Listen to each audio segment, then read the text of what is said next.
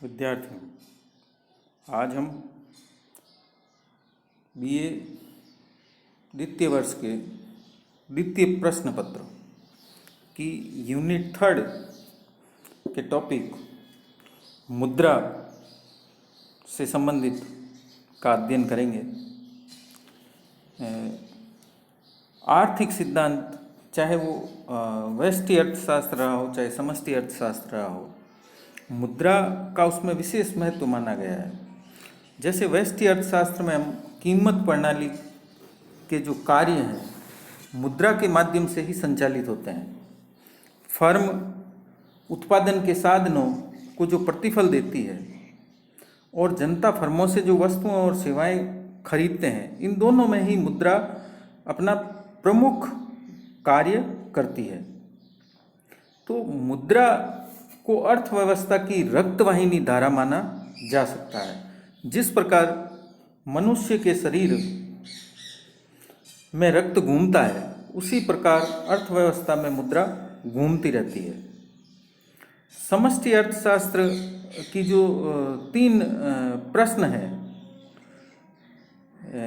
आर्थिक विकास, मुद्रास्फीति और बेरोजगारी, इन तीनों समस्याओं को समझने व उनका हल निकालने में मुद्रा की प्रबल भूमिका होती है। मुद्रा की उचित मात्रा में पूर्ति करके ही इन समस्याओं का समाधान निकाला जाना संभव हो पाता है। मुद्रा के संबंध में अनेक विचारकों ने अलग अलग परिभाषाएं दी है। सामान्यतः मुद्रा से जो हम अर्थ समझते हैं कि मुद्रा पैसे या धन के उस रूप को कहते हैं जिससे दैनिक जीवन में क्रय और विक्रय होता है। इसमें सिक्के और कागज के नोट दोनों आते हैं। आमतौर से किसी देश में प्रयोग की जाने वाली मुद्रा उस देश की सरकारी व्यवस्था द्वारा बनाई जाती है, यानी सरकार जिसको बना करके मुद्रा के रूप में लागू कर देती है, उसे मुद्रा के रूप में मान्यता प्राप्त हो जाती है। मुद्रा की परिभाषा के संबंध में अनेक विचारकों ने परिभाषाएं दी है, लेकिन मुद्रा की कोई भी सरल व सर्वमान्य परिभाषा स्वीकार नहीं की जा सकती। कुछ अर्थशास्त्रियों ने इसकी संकीर्ण परिभाषा दी है तो कुछ ने विस्तृत, कुछ अर्थशास्त्रियों ने कानूनी आधार पर मुद्रा की परिभाषा दी है तो कुछ अर्थशास्त्रियों ने मुद्रा के कार्यों के आधार पर उसकी परिभाषा दी है। Professor walker, F.A. वाकर ने मुद्रा की परिभाषा दी है कि मुद्रा वह है जो मुद्रा का कार्य करे। तो इस परिभाषा में मुद्रा के कार्यों को मुद्रा की परिभाषा का आधार बनाया गया है, जिससे कई प्रकार की कठिनाइयां उत्पन्न होती है। पहले तो ये जरूरी हो जाता है कि हम मुद्रा के कार्य निर्धारित करें, और दूसरे यदि वे कार्य अन्य वस्तुओं द्वारा भी किए जा सकते हो तो मुद्रा को ऐसी अन्य वस्तुओं से पृथक करने का आधार तय करना होगा।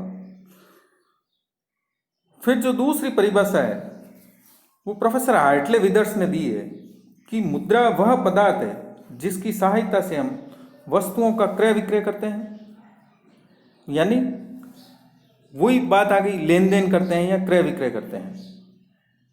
इसके पश्चात जो है professor GDH call, Kent, Seligman आदि ने मुद्रा की परिभाषा में इसकी सामान्य ग्राह्यता या सर्वग्राह्यता यानी जनरल एक्सेप्टेबिलिटी पर विशेष रूप से बल दिया है। ये परिभाषाएं मुद्रा के कार्यों पर आधारित है, जिनका स्वयं परिभाषाओं में विस्तृत व स्पष्ट उल्लेख नहीं आता है। इसके पश्चात हम लेते हैं प्रोफेसर केन्स की परिभाषा। प्रोफेसर केन्स कहते हैं कि मुद्रा में उन सब चीज़ों को शामिल किया जाता है जो बिना किसी प्रकार के संदेह अथवा विशेष जांच के वस्तुओं और सेवाओं को खरीदने एवं खर्च को चुकाने के साधन के रूप में साधारणतः प्रयोग में लाई जाती है। तो यहाँ पर ये जॉन मेनार्ड केन्स उसकी वैधता की बात करते हैं, है ना, कि जिसे कोई भी साधारणतः स्वीकार कर ले उसे हम मुद्रा कहेंगे। इसके पश्चात हम मुद्रा की परिभाषा में आते हैं प्रोफेसर क्राउथर ने। जो प्रोफेसर क्राउथर ने जो परिभाषा दी है वह अधिक व्यापक और अधिक संतोषजनक मानी जा सकती है। जैसा कि आपके स्क्रीन पर है, उन्होंने कहा है कि मुद्रा वह वस्तु है जो विनिमय के माध्यम के रूप में सामान्यतः स्वीकृत होती है। विनिमय के माध्यम के रूप में अर्थात कर्ज चुकाने के माध्यम के रूप में या किन्हीं वस्तुओं और सेवाओं के बदले में चुकाने के अर्थ में, और साथ में यह मूल्य के मापक व मूल्य के संग्रह का भी कार्य करती है।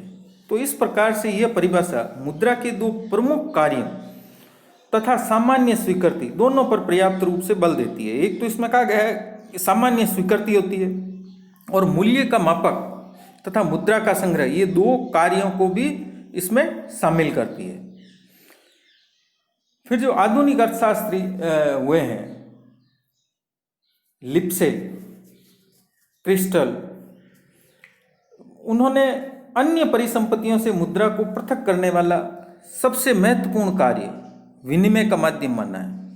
जैसे कि इनकी परिभाषा से स्पष्ट होता है कि मुद्रा को किसी भी सामान्यतः स्वीकृत विनिमय के माध्यम, अर्थात कोई भी ऐसी वस्तु जो वस्तुओं व सेवाओं के विनिमय के रूप में स्वीकार की जाएगी, मुद्रा के रूप में परिभाषित किया जा सकता है। यानी अब इन्होंने एक तो विनिमय का माध्यम सबसे महत्वपूर्ण लिया, दूसरा स्वीकृति को लिया कि स्वीकृत माध्यम होना चाहिए, यानी सरकारों द्वारा या केंद्रीय संस्थाओं द्वारा इस प्रकार से उसको स्वीकृत कर दिया जाए जिसके माध्यम से वस्तुओं और सेवाओं का विनिमय व्यापक रूप से किया जा सकता। तो इसमें हमें पता चलता है कि यह परिभाषा वस्तुओं व सेवाओं के विनिमय के माध्यम के रूप में सामान्य रूप से काम आती है। दूसरा, मुद्रा या यह विनिमय में लगभग सभी व्यक्तियों के द्वारा विस्तृत रूप से स्वीकार की जाती है। इनके अलावा जो कुछ अर्थशास्त्री हुए हैं, उन्होंने इसमें ऋणों के रूप में मुद्रा की सामान्य स्वीकृति को भी जोड़ दिया है। चाहे वस्तुओं व सेवाओं का भुगतान करना हो अथवा कर्ज का भुगतान करना हो, मुद्रा की व्यापक सर्वग्राहिता या सामान्य स्वीकृति पर जोर देना ही उचित माना जाता है। इसके पश्चात सुप्रसिद्ध अर्थशास्त्री हुए हैं मिल्टन फ्रीडमैन, जिन्हें मौद्रिक इकोनॉमिस्ट यानी मॉनेटरी इकोनॉमिस्ट या मौद्रिक अर्थशास्त्री माना जाता है। मिल्टन फ्रीडमैन ने मुद्रा की परिभाषा में इसको चलन तथा व्यापारिक बैंकों में सभी समायोजित जमाओं के योग के बराबर बतलाया है। तो उन्होंने व्यापारिक बैंकों में जितनी भी प्रकार की जमा है, उन जमाओं को, और चलन में यानी नकद रूप में लोगों के पास जो मुद्रा है, उन दोनों को ही मुद्रा के रूप में परिभाषित किया है। इसके पश्चात प्रोफेसर नेप एवं हार्ट्रे ने मुद्रा के वैधानिक स्वरूप पर बल दिया था, और नेट ने कहा था कि कोई भी वस्तु जो राज्य के द्वारा मुद्रा घोषित हो जाए वह मुद्रा होगी। यानी कोई भी वस्तु राज्य के द्वारा मुद्रा घोषित होने पर वह मुद्रा होती है। तो इसका मतलब ये हो गया है कि उन्होंने मुद्रा के लिए कानूनी स्वीकृति को आवश्यक माना है। लेकिन मुद्रा के विकास का अध्ययन करने से हमें पता चलता है कि मुद्रा के लिए कानूनी स्वीकृति से ज़्यादा जनता के विश्वास की आवश्यकता होती है। जैसा कि 1913 में जर्मनी में भीषण मुद्रास्फीति के कारण वहाँ की मुद्रा में जनता का विश्वास उठ गया था, जिससे कानूनी मान्यता होने के बावजूद जर्मन मार्क की आम जनता के द्वारा स्वीकृति लगभग समाप्त हो गई थी। इसलिए मुद्रा के अस्तित्व के लिए भुगतान की सामान्य स्वीकृति पर बल देना ज़्यादा उचित माना जाता है। व्यवहार में हम जानते हैं कि बैंकों की जो मांग जमाएं होती है वो कानूनी दृष्टि से वैध नहीं होती है, लेकिन उनका विनिमय में चेकों के द्वारा अत्यधिक उपयोग किया जाता है और उनका उपयोग आर्थिक विकास के साथ साथ बढ़ता चला जाता है। अतः मुद्रा के रूप में व्यवहारत होने के लिए कानूनी मान्यता एक आवश्यक शर्त नहीं होती। हालांकि कानूनी मान्यता से जो मुद्रा के पदार्थ हैं उसकी शक्ति अवश्य बढ़ जाती है, लेकिन सबसे महत्वपूर्ण बात जो है मुद्रा की सामान्य स्वीकृति ही मानी जाती है। तो इस प्रकार से हम ये कह सकते हैं कि मुद्रा वह है जिसे जनता सामान्य रूप से स्वीकार करती हो, यानी जिसे जनता की स्वीकार्यता प्राप्त हो और वस्तुओं और सेवाओं के विनिमय के माध्यम के रूप में प्रयोग की जाती हो, जिसका संग्रह किया जा सकता हो।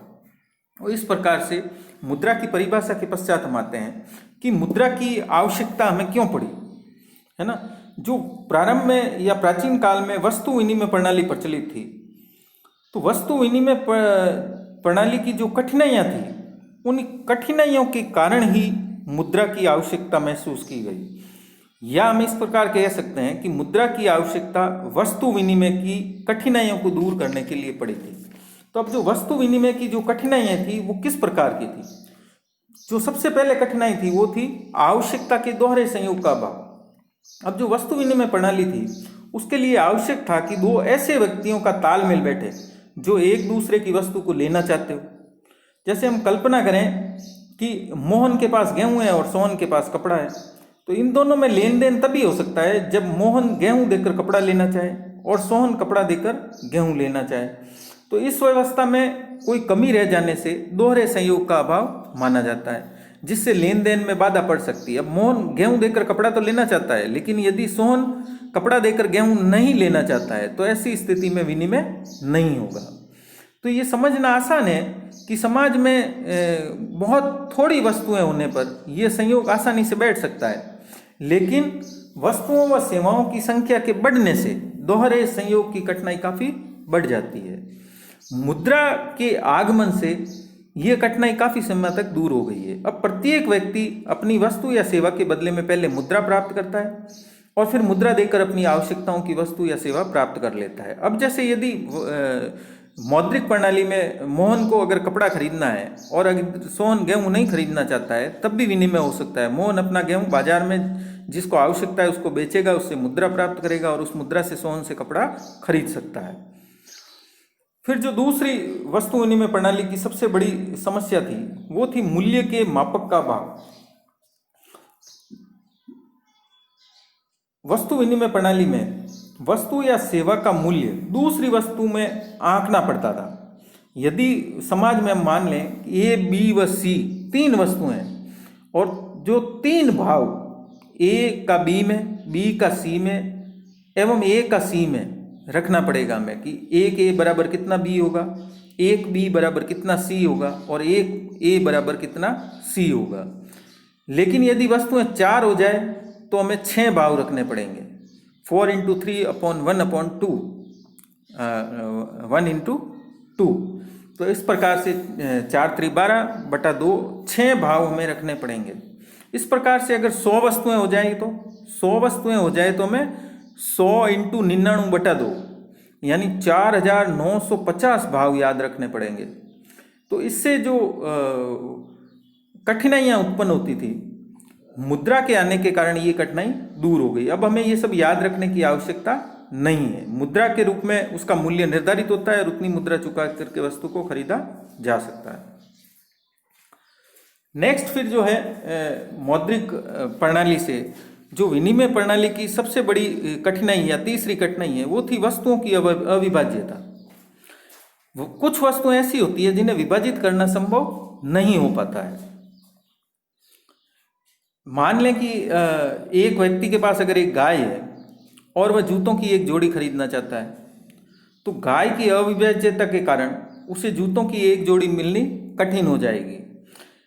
जब तक वह गाय के मूल्य के बराबर विभिन्न प्रकार की आवश्यकता की वस्तुएं नहीं खरीद लेता है, तब तक गाय का स्वामी इसे बदले में देने को तैयार नहीं हो सकता। तो इस प्रकार से वस्तुओं को बदला या बांटा नहीं जा सकता था। कुछ वस्तुएं इस प्रकार की थी जो अविभाज्य थी। तो इन अविभाजित वस्तुओं की जो समस्या वस्तु प्रणाली में उत्पन्न हुई थी, मुद्रा ने इस समस्या का समाधान निकाल दिया। अब अगर किसी व्यक्ति के पास गाय है तो वो बाजार में गाय बेच करके उसके बदले में मुद्रा प्राप्त कर लेता है और उस मुद्रा से जितनी अलग अलग प्रकार की वस्तुओं की उन्हें आवश्यकता है वह वस्तुएं और सेवाएं वो खरीद सकता है। चौथी फिर जो वस्तु विनिमय प्रणाली की कठिनाई थी वो थी मूल्य संग्रह की समस्या, यानी भविष्य के लिए मूल्य संग्रह करने की कठिनाई। वस्तु विनिमय प्रणाली जो थी उसमें व्यक्ति के लिए धन संग्रह करना कठिन होता था, क्योंकि वस्तुओं के रूप में धन को संग्रहित करना जोखिमपूर्ण होता है। वस्तुएं नाशवान हो सकती है, जैसे पशु है तो वो मर सकते हैं, अथवा ऐसी वस्तुएं होती है जो खराब हो सकती है, जैसे अनाज है, वस्त्र है इत्यादि। उनका मूल्य भी अस्थिर हो सकता है ना। जिस साल फसल ज़्यादा होगी उस समय फसल का मूल्य कम भी हो सकता है।